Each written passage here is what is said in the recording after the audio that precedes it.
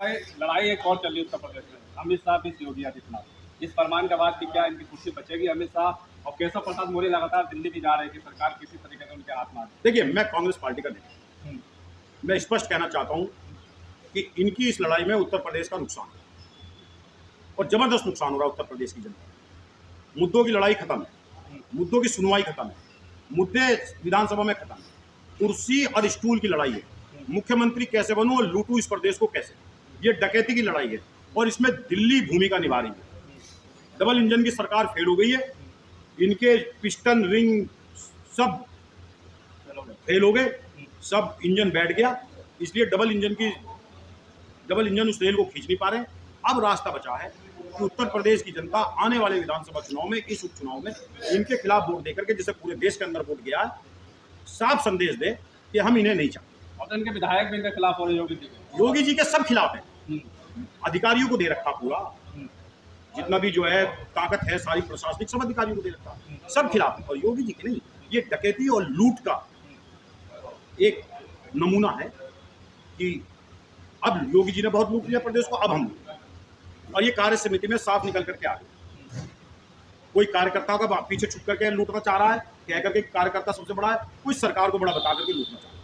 Stool और कुर्सी की लड़ाई है और इस लड़ाई में उत्तर प्रदेश की जनता का नुकसान हो रहा है।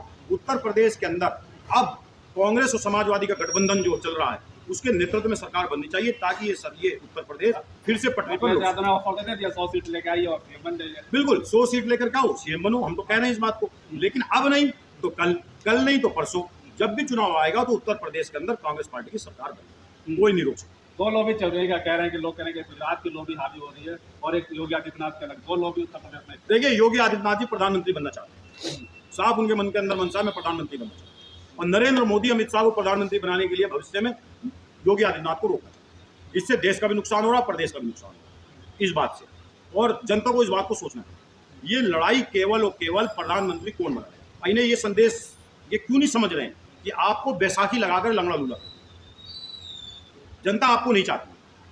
आपने 60-70 सीट बेईमानी के दम पर, जिलाधिकारियों के दम पर आपने गड़बड़ करके ले ली, नहीं तो आपकी सरकार नहीं बनी। ये सरकार लंबी चलने वाली नहीं है। उपचुनाव में ये साफ संदेश देश के अंदर चला गया है कि ये सरकार चलने वाली है, सरकार बहुत जल्दी टूट जाएगी, और इस सरकार के टूटने की चिंता सरकार को होनी चाहिए। चिंता ये नहीं होनी चाहिए कि उत्तर प्रदेश के अंदर कौन होगा कौन नहीं होगा। साफ साफ संदेश है कि राहुल गांधी के नेतृत्व में इस देश की राजनीति चलेगी। राहुल गांधी के नेतृत्व, राहुल गांधी का गठबंधन जिधर होगा वो ताकतवर होगा, क्योंकि राहुल गांधी मुद्दों की बात कर रहे हैं, राहुल गांधी लोगों की बात कर रहे हैं, राहुल गांधी छात्रों की बात कर रहे हैं, राहुल गांधी लड़कियों के जो सेक्सुअल हरेसमेंट है उसके खिलाफ उनको बचाने की बात कर रहे हैं, राहुल गांधी जो है नौकरी की बात कर रहे हैं, राहुल गांधी किसानों की बात कर रहे हैं, राहुल गांधी खेती की बात कर रहे हैं, राहुल गांधी हर कमेरे तबके की, हर जो कमाऊ तबका है उसकी बात कर रहे हैं। राहुल गांधी इस देश के हीरो हैं। राहुल गांधी आज देश में पूछे जा रहे हैं। राहुल गांधी देश के जननायक हैं। मोदी फेल हो चुके हैं। मोदी का नामो निशान और मोदी का युग इस देश से अंदर से खत्म हो चुका है। अब इनकी लड़ाई ये है कि मोदी के बाद अमित शाह को लाया जाए, किसी भी तरीके से योगी को रोका जाए। ना तो अब योगी को पसंद कर रहे हैं, ना मोदी को पसंद कर रहे हैं, ना अमित शाह को पसंद कर रहे हैं। नेता योगी आदित्यनाथ मोदी जी के बाद दूसरे नंबर के नेता थे, हाल अब क्या करेंगे? मोदी जी भी चुप नजर आ रहे हैं। भारतीय जनता पार्टी में पिछले 3 साल से आग लगी हुई है। अगर नरेंद्र 3 साल से आग लगी हुई है, अगर योगी मोदी फायर ब्रिगेड नेता हैं तो उस आग को बुझा लो, वो आग पूरी बुझ रही है। ये ऐसे फायर ब्रिगेड नेता हैं कि हिमाचल के कैंडिडेट ने साफ कह दिया, मोदी जी आपका खून आ गया, ठीक है, लेकिन मैं आपकी बात नहीं मानूंगा, और उसने अपना नॉमिनेशन दिया। कोई नहीं मान रहा भाई, बहुत बुरा हाल हो चुका है। जो ये बताते हैं बहुत ताकतवर विश्व गुरु, वो सब चीजें खत्म हो चुकी हैं। अब तो इनके पार्षद नहीं मान रहे इनकी बात, और पार्षद नहीं मान रहे हैं। कार्य समिति में समीक्षा बैठक में साफ आ गई है, वो समय चला गया। आप तानाशाही ज्यादा हुकूमत लेकर डंडा लेकर नहीं चल सकते। इसलिए फायर ब्रिगेड की बात मत करें, या आग लगाने की बात नहीं होनी चाहिए, आग बुझाने की बात होनी चाहिए, आग लगाने की नहीं होनी चाहिए। इसलिए कोई कुछ नहीं है इस देश का नेता का जो कोई है, इस देश को ठंडक पहुंचा सकता है, इस देश को मुद्दों को समाधान दे सकता है, तो राहुल गांधी है। इनकी लड़ाई चल रही है और ये लड़ाई सामने आ चुकी है, और इस लड़ाई में प्रदेश की जनता का और देश की जनता का नुकसान हो रहा है। हमें चिंता है राहुल गांधी के लोगों को ये